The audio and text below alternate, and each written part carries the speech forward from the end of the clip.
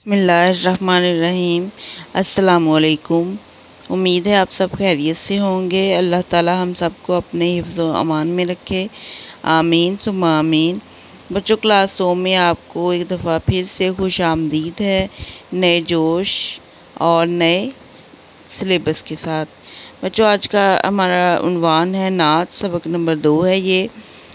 इसके हासिलात ताल्लुम मतलब हमारे जो पढ़ने का मकसद वो ये है कि बच्चे सुनी हुई कहानी या किस्से के सवालात के जवाबात खुद दे सकें और अशार को अच्छे तरीके से आहंग के साथ पढ़ सकें।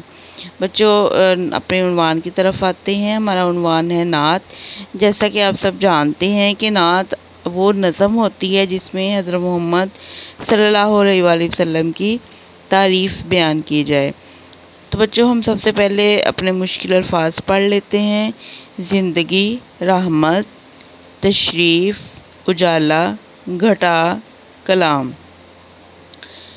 तो बच्चों, शेर नंबर 1 हमारा है, बड़ी शान वाले हमारे नबी, दिलों के उजाले हमारे नबी सल्लल्लाहु अलैहि वसल्लम।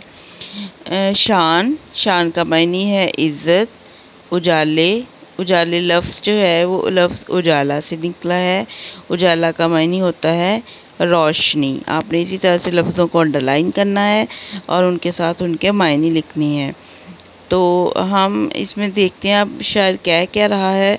शायर कहता है कि बड़ी शान वाले हमारे नबी, दिलों के उजाले हमारे नबी, मतलब हमारे नबी हज़रत मोहम्मद सल्लल्लाहु अलैहि वसल्लम जो हैं वो अल्लाह के बाद इस कायनात में सबसे ज़्यादा इज़्ज़त और मुकाम वाले हैं और वो हमारे दिलों में रोशनी डालने वाले हैं, हमारे दिलों का नूर हैं।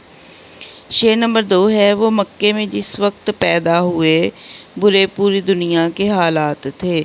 मक्का बच्चों वो शहर का नाम है जिसमें आप सल्लल्लाहु अलैहि वसल्लम पैदा हुए। जब आप सल्लल्लाहु अलैहि वसल्लम पैदा हुए तो उस वक्त पूरी दुनिया के हालात जो थे वो बहुत ही बुरे थे। आपकी तालीमात की वजह से वो बुरे हालात जो थे वो अच्छाई में बदले। शेर नंबर 3 है, बुराई थी हर शय पे छाई हुई, तबाही थी दुनिया पे आई हुई।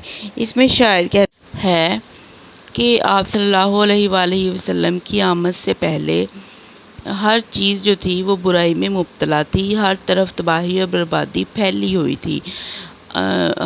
बेशक वो किरदार था या हालात थे, बेशक वो अखलाक था, हर चीज़ बुरी तरह तबाह बर्बाद थी। आप सल्लल्लाहु अलैहि वसल्लम की तालीमात की वजह से, आप सल्लल्लाहु अलैहि वसल्लम के अखलाक और तबलीग की वजह से हालात जो थे वो बेहतर हुए। तो बच्चों, आपका घर का काम यही है कि आपने इन तीनों अशार को अच्छे तरीके से पढ़ना है तलफ़्फ़ुज़ के साथ और इस तरह से अंडरलाइन करके अल्फाज मायने लिखने हैं। अल्लाह हाफ़िज़।